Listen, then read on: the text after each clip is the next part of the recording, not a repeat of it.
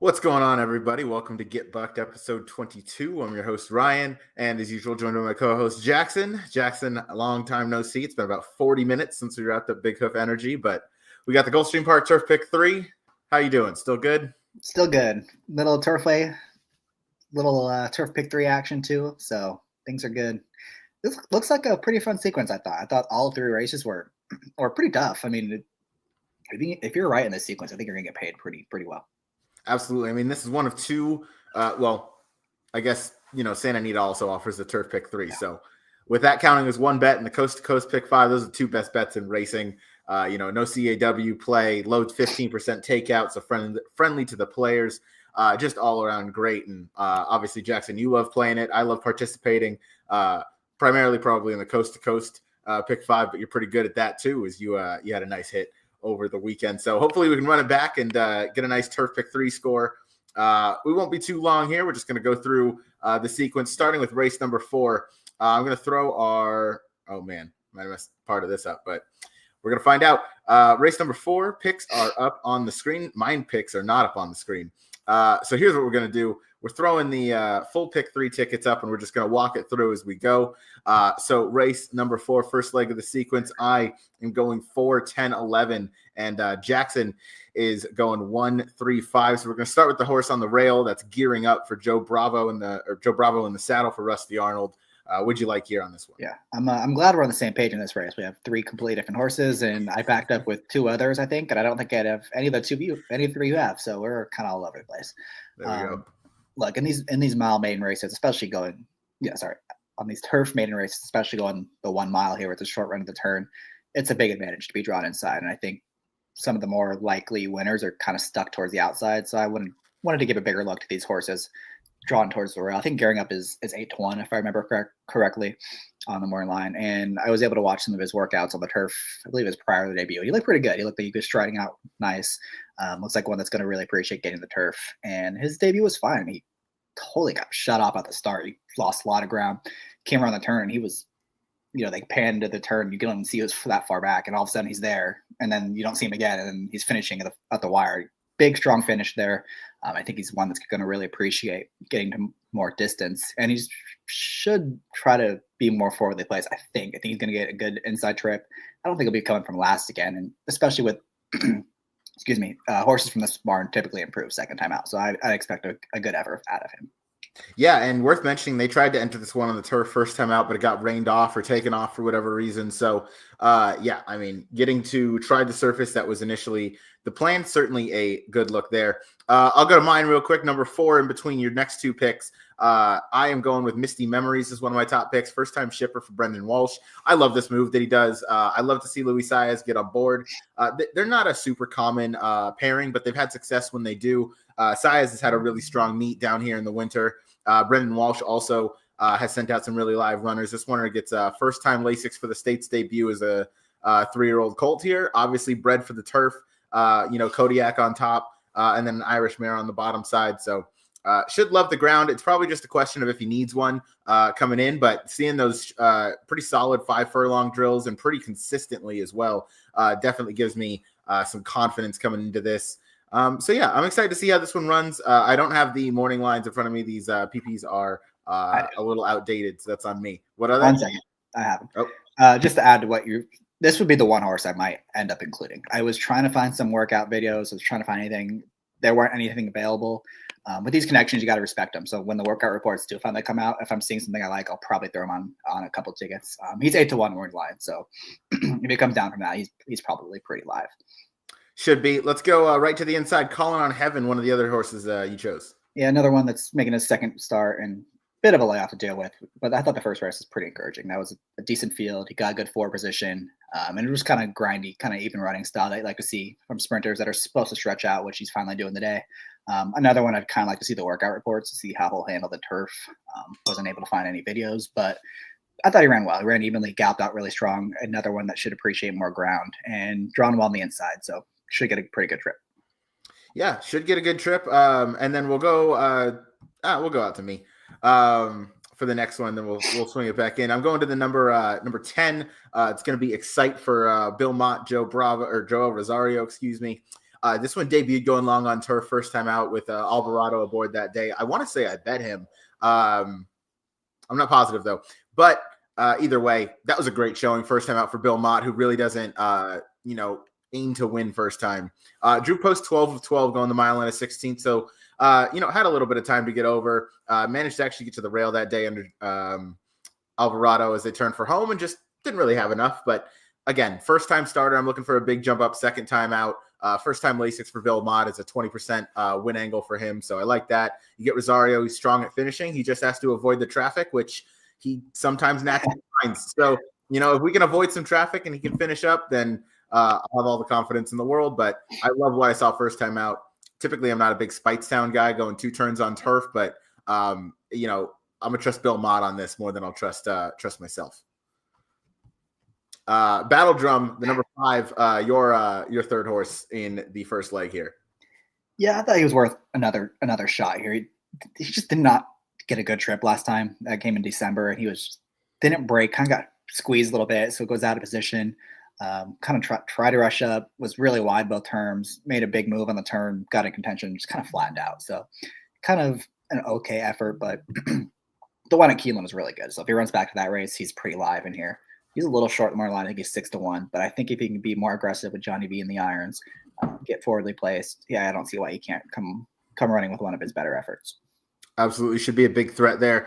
Last one we'll talk about in here is the number 11, No More War from Mark Cassie. I've mentioned on more than one occasion how much I love these War of Will 2-year-old, now 3-year-old horses going 2 turns on turf.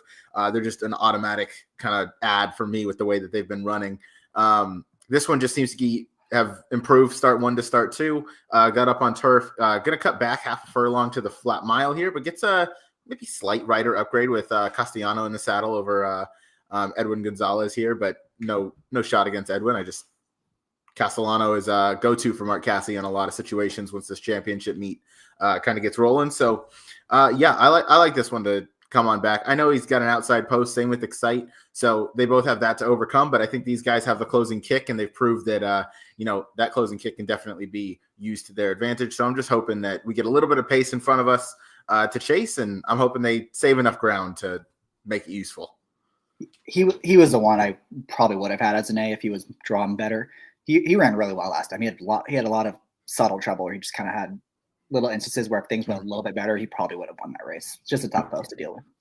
Yeah, if Dylan Davis was on this horse, I would probably have singled it. If I'm being completely honest, Watt would have just singled and kept it moving with the way that guy has been riding lately. And then obviously all the other connections that I mentioned. But that's going to be the first leg, race number 4 on 12 race card on Saturday. I'm 4, 10, 11. Jackson is 1, 3, 5. So 6 different horses in there. Best of luck to anybody playing tickets.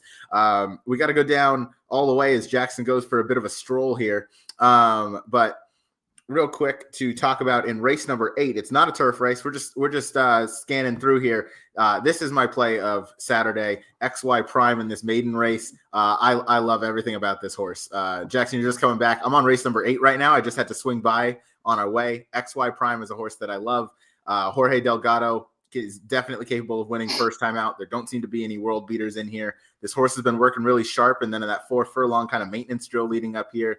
Debuts with Lasix out of Vacoma, Malibu Moon on the bottom. Just looks like this horse is going to be primed and ready to go. Not to mention gray horse, so naturally faster than everybody else in the field. So that's what I'm looking forward to. Just wanted to point that out. That's my play of the weekend. I don't know what his morning line is, though. So if you could help me out with that as I scroll to race number 10. I'll break it down while Jackson here. What's the name? XY Prime. 6-1. I'll take it. All right, that's race number 8. Race number 10, second leg of this turf pick 3. I am single to the 7. Jackson is going 3, 7, 9. We're going 5 furlongs in the ladies' turf sprint, obviously on turf for this occasion. So we're going to start with the number 3. That is going to be Freedom Speaks for Heather Smolin and Amici Jaramillo. Yeah, 6-1 on this horse I thought was a little too high. He's a little dirtied up form. If you just single out the turf sprints, she's been facing much better horses, and she's run well in all those races as well. It's not like she's running 4th or 5th. I guess the last one wasn't great, but she's still got an 88.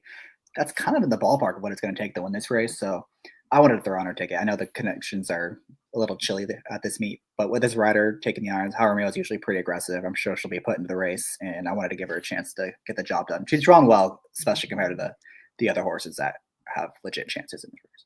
Definitely drawn really well, and definitely has some figures to run to that put this one in the picture without a doubt. Jackson, we have our little bro in the chat. He said Dylan is at Tampa. Yes, I am aware he's at Tampa. I was just saying if he was named to ride there, if he happened to be in town, I would have singled him. But thank you to little bro Noah. I do appreciate it as always, just keeping us honest out here. So I'll go to number 7. That's Just a Care, your morning line favorite. I haven't seen the morning lines, but this has to be your morning line favorite. Yep. Just a Care for Brian Lynch. Last time out, pretty commanding win going 5 furlongs. Just surging clear of Karaya, who is also coming back in this race. And yeah, I mean, this is my top pick. Jackson, I assume this is an A for you as well? Yeah, she's an A, 9-5. Very obvious after that pretty dominating win last time. And I like that she kind of showed a new dimension. She had done it in the past, but it kind of been a long time. And again, that versatility is going to serve her pretty well here in a race that the pace scenario is kind of murky. You don't really know what's going to happen as far as the pace goes. So big advantage to her in that spot. She's the one to beat. She's going to be on all my tickets. Yeah, she's tactical enough to get anything done. And on Pacific Horse Players on the HHH Racing Channel, Noah and myself and Charlie Freeman covered the Coast to Coast Pick 5 for Saturday. And I went 3 deep in this leg, obviously using the number 7. I also used the numbers 8 and 9. Jackson, we're going to talk about the 9 here in just a second, but I'm kind of using this Turf Pick 3 as my, not backup, but my press up almost for Just to Care. Right. Obviously, the Coast to Coast is a $1 Pick 5. This one I'm just going to go ahead and single because I think you could find value in the other 2 legs with them being pretty wide open. But go ahead and talk about number 9, Beauty of the Sea here.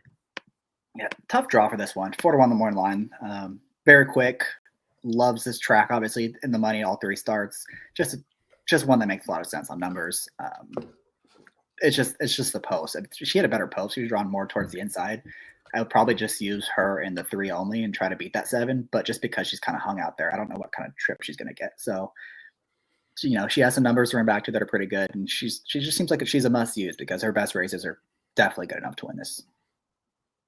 They definitely are. I mean, I know this one doesn't have a ton of early speed, but I mean, I called out this horse the other day, but Coppola on the Gulfstream Park 5 furlong turf just won Pegasus Day from post 12, I believe, and then won the time before that, drawn out, I want to say like a 10 or 11. Yeah. I'd have to go back and double check, but I mean, if Raylu sends with some serious intention out there and just crosses and clears, he can get over to the rail before the first post. So that's kind of my thought there. I love that she had the 1 start at Turfway as well. Obviously, just kind of seems like they're just good spot for her to kind of run back, and now kind of gets back to doing what she wants to do, going 5 furlongs on the Gulfstream turf.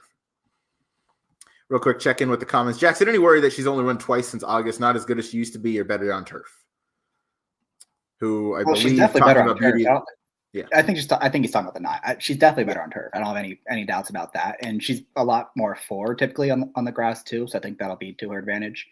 The horses don't run as often as they used to, especially the stakes quality ones, so it doesn't really bother me too much. This is just her 3rd start in 5 or 6 months now, and there's no layoff since the last race, so I think that's probably encouraging as well. Definitely. Matt Miller in the chat. Please no hate for being late. Just finished board meeting to talk about charities finances. Got here as soon as I could. We appreciate you being here, and I'll sum up the first race for you, Matt. Just go ahead and pass. Jackson and I picked 6 different horses just between the 2 of us, so that's normally a typical Matt Miller pass situation. So we got some good opinions in here with Just to Care, Beauty of the Sea, and the number 3, Freedom Speaks. We'll move on now to race number 12, 3rd leg of this sequence, and you can see again our full tickets down on the bottom. This leg, Jackson, you are singled to just the 2. I went 2, 6, 8, 9 in here, so I spread a little deep. This was a very wide open race. I couldn't really make heads or tails of it. You seem to have a pretty strong opinion in the number 2, River of Time, and we'll get to that one in just a minute. I am going to talk real quick about the number 6. My bad. Should be Possum. This is one I didn't really talk about on the HHH one, but I wanted to give this one a shout. Just thought Possum had a dual income as a 6. Yeah, you're right. Possum anywhere. I don't have Possum anywhere. You're absolutely right. I was lost for a second. I should have just let you keep going. I should have not said anything and let you talk about a horse you don't like. You should have. I mean, I don't dislike this horse. I could have. What is this? Oh, if you hit that ticket with a single in the last, crown the man. That's right. Uh, all right. Anyway, horse that I do like, dual income for Joseph Orsino, Joel Rosario. I like the two-back effort routing on turf. And again, this one is wide open, has at least improved in both of his efforts, running career best after career best since switching to off dirt. So I think this one clearly handled the turf really well. I know Ira was aboard that day, so you're going to get a better ride, and that was the chalk that day, so probably just should have won and did. But again, got to run in against winners, which I like to see, and then comes back here, back on turf, should fit pretty well. So I gave dual income a good look. And now we're going to go to the number 2, River of Time at Jackson. This is your single in a deeply competitive race. Yeah, I mean, you mentioned this is a really wide open race, and I think everyone's going to be kind of spready all over the place, as they should. This is a tough race. 12 horses, they all kind of look the same. But if you're able to find a horse and you single them, you're going to get a lot of equity out of this sequence, because everyone else is going to be more skinny everywhere in the other races. I'm going to try to just put all my eggs in one basket with this horse, River of Time. And I liked his first 2 races. I thought they were good. I saw the replay the first one. He did have some legit trouble in that race. He got forward, checked out of there, dropped all the way back to last, and still re-rallied it and won that race really easily. I mean, he was kind of unchallenged in the late stages, and then came back last time and kind of the same thing. Was able to get forward right behind the speed, and his hand was forced in the far turn. The horses outside of him made early bids. He had to go way sooner than he wanted to. Made the lead, fought all the way in the stretch. Actually held off the horse you just mentioned. Dual Income, I think is the name. Fought that one off and actually kicked clear in the end. And the horses that went 1-2 kind of made the last move in that race, and they're just kind of benefit from that, because they moved too soon. So the horse that moved last just had the run of the race. And I thought he ran really well in that spot. He's going to get another good trip in here right behind the speed. I'd have to imagine he'll have every chance. The $1 billion question is, can he handle the turf? Obviously, he's never done it before. He's never worked over it, so we don't know. But if he runs like he does on the synthetic, I think he'll be really tough in this race. Yeah, being at a fog of war on top, turf shouldn't be too much of an issue. Definitely has enough turf breeding, kind of top and bottom in there to get the job done. What is this? If he turf meant, why he no be on turf yet?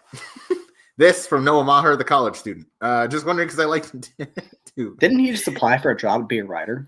I think so. So whoever did that, maybe, just kidding. Don't reconsider your options, because Noah would be a great fit for whatever company you got.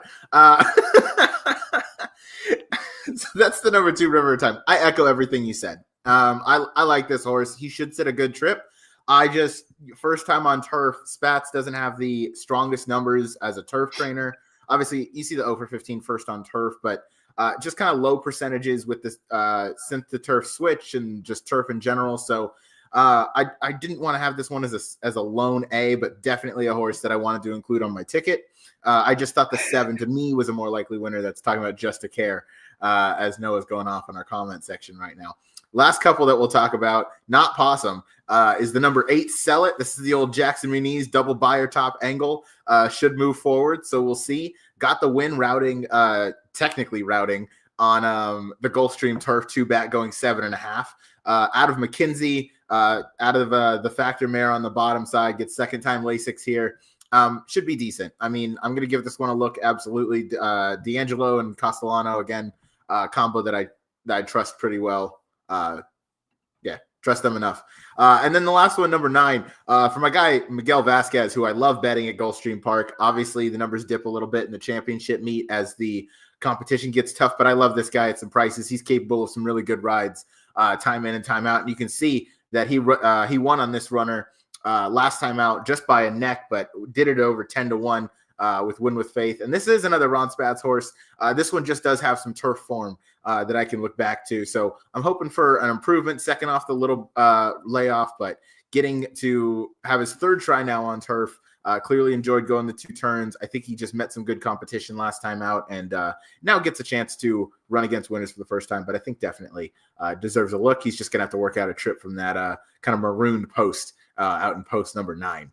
But that's all 3 legs. Just a quick little turf pick 3 show for everybody. I'll put the picks more visibly on the screen here, just so we can all break it down one more time. But turf pick 3 tickets, pretty simple and straightforward. I'm 4, 10, 11, singling the 7 Just to Care with 2, 6, 8, 9. And then Jackson 135 with 379 with 2. Single to River of Time in the last, the all eggs in one basket. River of Time, River Thames, I'd probably like the latter a little bit more, but River of Time hopefully gets the job done because then we all hit. We can't because actually we have 6 different horses in the first leg. So, maybe we combine our tickets and we come up with something there. But there you go. There's probably a winner. That being said, you can probably use the 2, 6, 7, 8, 7, 8, 9 in that first leg, and that'll be the Noah Maher turf pick 3. Yeah, that's his favorite angle.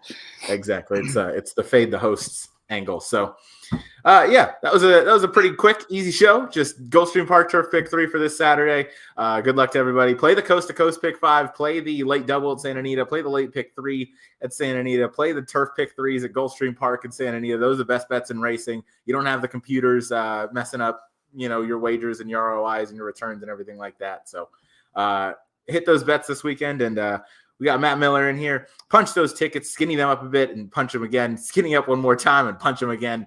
That's the motto by Matt Miller. And Noah out here claiming that we stole his picks, but I would never dream of doing something like that. I like to hit my bets. So on that note, this has been a quick Gulfstream Park turf pick 3. We've been off the rails, but I'm Ryan. That's Jackson. We will be back next week for more awesome content. Thank you for watching. And